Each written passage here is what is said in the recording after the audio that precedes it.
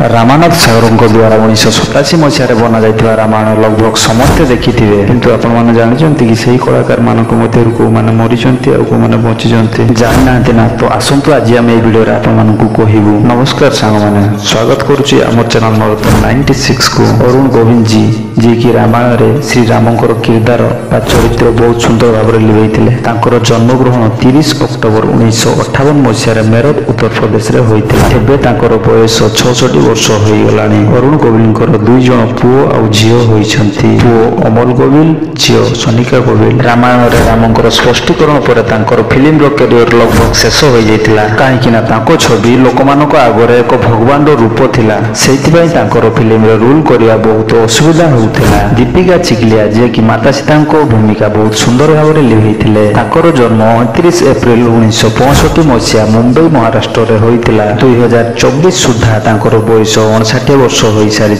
दीपिका चिकलिया तांकर राजनीति रे मध्य रिलेशनशिप अछि। 1991 रे बीजेपी दलर गुजरात रो जने संसद रही आसी अछंती। सुनील लहरी जे कि लक्ष्मणर भूमिका बहुत सुंदर भाबरे लिहिथिले। तांकर जन्म 9 जनवरी 1961 मसीहा धाम मध्य प्रदेश रे होइतिला। एबे तांकर बयस 2024 सुधा 63 वर्ष हो सारी। तांको फिल्म रे काम न मिलिया फल रे से तांकर छवि को आगु को बजाय रखिबा पई एबे भी से अरुण गोविलଙ୍କ सह मिसी रामायण थिबा रामर चरित्र को नै जण मिसिकी गोटे टीवी कंपनी बनाइछंती। आउ सेइथिरे सेमाने काम करूछंती। स्वर्गीय दारा सिंह जे कि बहुत सुंदर भाबरे हनुमानकर भूमिका लिबैथिले। दारा सिंहकर जन्म ग्रहण 19 नवेम्बर 1928 मसीहा रे अमृतसर रे होइतिला। तांकर ओजन 127 किलो थिला। आउ तांकर उच्चता 1.88 मीटर थिला। दारा सिंह एबे आम गहण रे नाहंती। तांकर मृत्यु 12 जुलाई 2012 रे मुंबई रे होइतिला। अरविंद त्रिवेदी जे कि रामायण रे रावणर मुख्य भूमिका बहुत सुंदर भाबरे लिबैथिले। अरविंद त्रिवेदी जन्म 8 नवेम्बर 1938 मसीहा इंदौर रे जन्म ग्रहण करथिले। तांकर स्त्री नाम नलिनी अरविंद त्रिवेदी थिला। अरविंद त्रिवेदी एबे आम गहण रे नाहंती। तांकर मृत्यु 6 अक्टोबर 2021 कांदीवाली मुंबई रे होइतिला। संजय जोग जे कि रामायण रे भरतर भूमिका लिबैथिले। तांकर जन्म 24 सेप्टेम्बर 1955 मसीहा नागपुर रे होइतिला।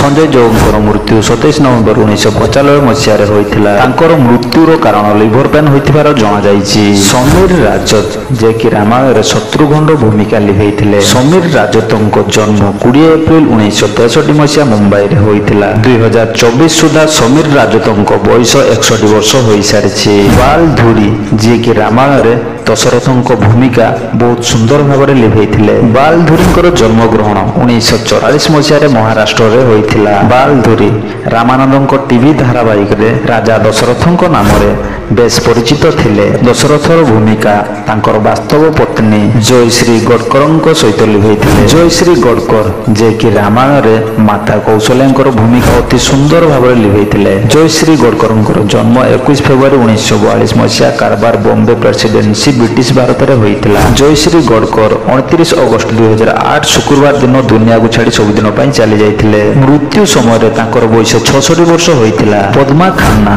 जे कि रामायण रे कोकींकर भूमिका बहुत सुंदर भाबरे लिबैथिले। पद्मा खन्ना तांकर जन्म 10 मई 1949 मसीहा वाराणसी उत्तर प्रदेश रे होइतिला। रजनीबाला जे कि रामायण रे सुमित्राଙ୍କ भूमिका बहुत सुंदर भाबरे लिबैथिले। रजनीबाला तांकर मृत्यु 6 डिसेंबर 2010 रे होई जाइतिला। स्वर्गीय रजनीबाला से फिल्म आउ सीरियल रे मध्य साइड रोल बा अभिनय करथुले। तांकर फिल्म कहबा को गले सर्वश्रेष्ठ फिल्म श्रीमान श्रीमती आउ विक्रम बेताल भलिया फिल्म रे मध्य से काम करथिले। आहुरी मध्य एई भलिया किछि फिल्म आउ सीरियल रे मध्य काम करिसंती। आपण मानको जदि एई भिडियोटी भलो लागिथाय ताले सुनिश्चित हम चैनल को सब्सक्राइब करि देबे आउ बेल आइकन को दबाइ देबे जहा फल कि आमे वीडियो अपलोड करले आपण मानको नोटिफिकेशन मिलि जिवो। आउ ता सहित आमे मोटिवेट होई आगु को एई भलिया सुंदर सुंदर वीडियो आनिबु।